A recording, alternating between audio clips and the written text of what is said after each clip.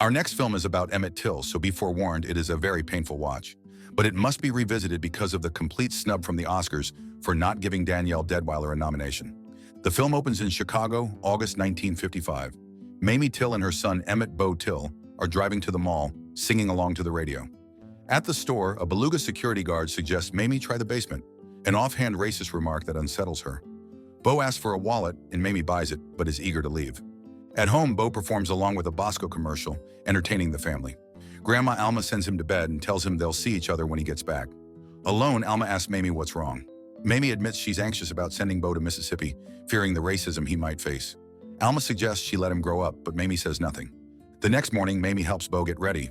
They dance, but the mood turns serious as she warns him to be extra careful with mayonnaise people. She hesitates when Bo wants to take his late father's ring, suggesting he wear cufflinks instead.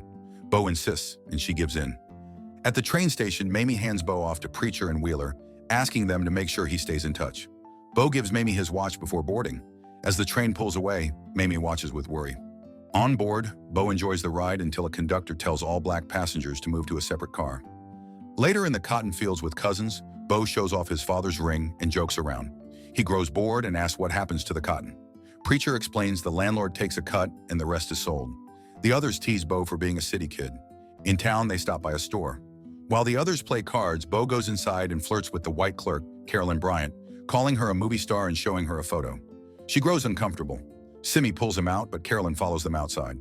Bo lets out a playful, loud wolf whistle in her direction. Everyone freezes. Carolyn, furious, gets her gun. The group flees in a panic.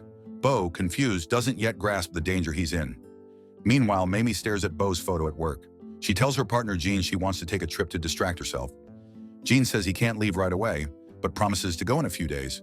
Down south, Bo tries to talk to two girls but backs off when he sees competition. The boys laugh, but Maurice stays serious, warning Bo about the danger of his actions given the recent killings of black men. He suggests telling Preacher, but the others worry Bo will be sent home, so they decide to keep quiet. Back in Chicago, Mamie plays cards with friends, sharing her concerns. Mamie says Aunt Lizzie told her Bo is okay and working in the fields. She mentions the upcoming trip with Jean, though all she really wants is to bring Bo home. At Lizzie's house, Preacher listens to a news report about another black man's murder. When the boys return home, Preacher says they'll mail a letter to Mamie the next morning. That night, they're awakened by loud banging. Mr. Bryant and a group of men have come for Bo. Preacher hesitates, but they force their way in. Simi tries waking Bo, who's too tired to react. The men find Bo, order him to dress, and ignore Preacher and Lizzie's pleas. A gun is pointed, forcing them to stand down. In the car, they bring Bo to Carolyn Bryant to confirm his identity. She says yes, Carolyn looking chopped AF. The men drive Bo into the night, taking him to a barn where they torture him until morning. A black man sees them loading Bo's lifeless body into a truck and flees in fear. Mamie receives a call and panics, wanting to leave immediately. Jean urges her to calm down and wait for more details from Lizzie and Preacher. Family and friends gather to comfort Mamie. Her father, John, arrives to support the search, bringing Rayfield, a well-connected advocate. Rayfield says Mr. William Huff from the NAACP wants to meet Mamie the next morning, handing her the details. Mamie and Jean meet Mr. Huff at his office, introduced by Rayfield. Huff questions Mamie about her background, which upsets her when he brings up her ex-husband. He explains the questions are to prepare her for the press. He's already drafted telegrams to the governors of Mississippi and Illinois and stresses the importance of using the media to pressure officials into launching a proper investigation. In the following days, neighbors gather at Mamie's home to show support. Mamie and Jean take calls from reporters until Huff phones with news. The governor wants to discuss Bo. Suddenly, Bo's cousin Ollie arrives, revealing that Bo's body was found in a river and identified by his father's ring. Mamie collapses in grief. News of Bo's murder spreads nationwide. As Mamie sits in stunned silence, Rayfield arrives to offer condolences and urges her to use this moment to push for justice and federal anti-lynching laws. Mamie, overwhelmed, snaps. She only wants her son back. The next day, Jean tells Mamie Rayfield is ready to take them to the train station and that Preacher has been trying to apologize. Mamie, numb, says nothing. As she leaves, Alma breaks down, blaming herself for encouraging Bo's trip. At the station, Bo's casket arrives. As reporters swarm, Mamie wails in grief. At the morgue, she demands to be left alone with Bo's body. His body is completely disfigured, and her cries in pain are felt through the screen. Despite the damage, she refuses to have it fixed. She wants the world to see the truth. She tells Jean to bring Bo's suit, saying it's how he would want to be seen. Mamie later addresses the press, detailing Bo's injuries and calling for America to witness the brutality done to him.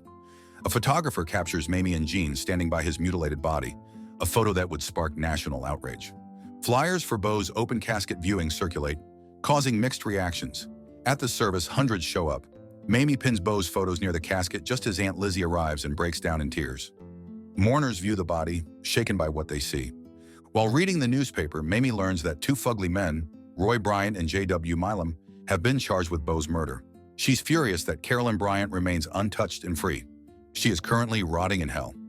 Rayfield tries to reassure her, emphasizing how difficult it is to even get charges filed against white men in Mississippi. He explains that the defense will likely challenge whether the body even belongs to Beau in an attempt to reduce the charges, which is why Mamie's testimony will be crucial. Jean arrives and Mamie tells him she's going down to Mississippi to testify. She insists he stay behind, knowing the press is already using her personal life to attack her credibility. Jean is hurt and frustrated, but he recognizes her mind is made up and reluctantly agrees. Later, Alma and John visit Mamie. They urge her not to go, fearing for her safety. Mamie explains that the NAACP has carefully prepared her travel and security. She knows the danger, but believes her testimony is necessary. John, seeing her determination, offers to go with her. Mamie arrives in Mount Bayou, a safe haven for black witnesses. Medgar Evers gives her a tour and explains that the town is entirely run by black citizens, offering protection and privacy. They arrive at Dr. Howard's house, a central hub for the civil rights team. Dr. Howard welcomes Mamie and later asks what she plans to do after the trial. She's caught off guard. She hasn't thought that far ahead. When he assumes she'll continue working with the NAACP, she pushes back, saying she's not an activist, just a mother seeking justice. Howard gently argues that justice can't be expected from an all-white jury, and her story must continue to be told. The next morning, Mamie prepares to testify. She, John, and Medgar head to the courthouse, where reporters surround them. Just as Mamie stops to speak to the press, a white child fires a toy gun into the crowd, startling everyone. They quickly rush inside. Inside the courtroom, Mamie and John face openly hostile stares and are roughly frisked by white guards. The black reporters are called the N-word by a no-neck, fat back, beluga whale, busted can of biscuits white man. Once seated, Mamie is introduced to the legal team and scans the courtroom. Her heart sinks when she sees the all-white jury. Prosecutor Gerald Chatham announces that the state has received word of a new witness and requests a recess. Defense attorney J.J. Breland objects, but the judge grants the delay. The trial will resume the following morning. Mamie finally lays eyes on Carolyn Bryant for the first time. Mamie asks Medgar to take her to the Bryant store and money. Standing outside the now-quiet storefront, she peers inside, imagining the moment Beau's nightmare began. Mamie and the group visit Preacher's family and money. Mamie reads a letter from Beau, struggling to hold back her tears.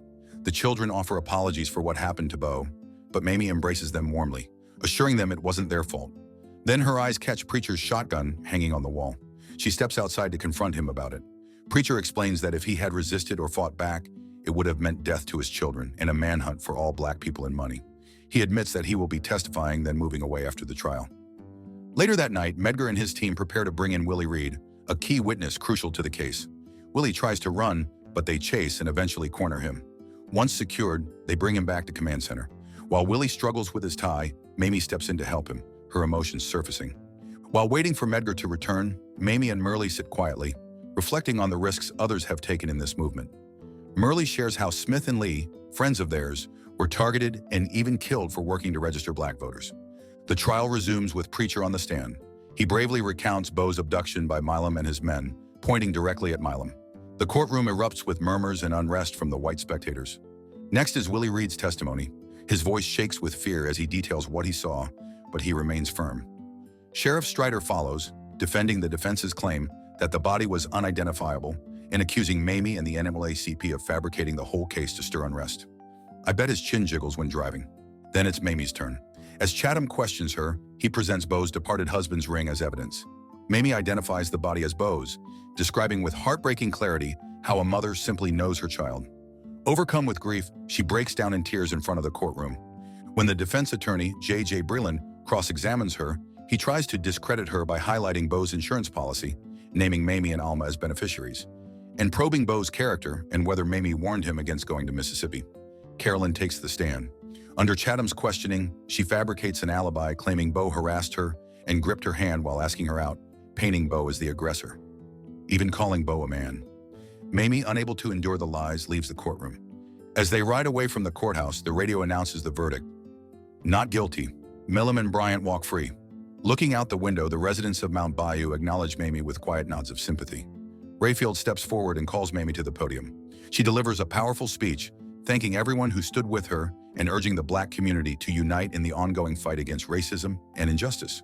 Her words carry both sorrow and strength, a rallying cry for change. Back home, Mamie removes her shoes and gently places a record on the player. She walks into Beau's room, now filled with warm light. Suddenly, Beau appears, smiling tenderly at her. For a brief, precious moment, grief gives way to love and memory. Mamie's actions helped with the Civil Rights Act. Medgar Evers became a leader in the civil rights movement, which eventually led to his assassination in front of his family. Milam and Bryant even admitted to killing Emmett, but still lived their life as free men. Meanwhile, the white woman lived freely, but luckily, the hoe is dead. Emmett Till Anti-Lynching Act was signed into law only in 2022. What a truly heartbreaking film. And I will forever hate the Oscars for not even giving Danielle her flowers. She was absolutely amazing in this film. What did you guys think of this one? Subscribe to watch more videos like this. Turn on notifications. And leave a like, it really helps the channel out. Thank you for watching.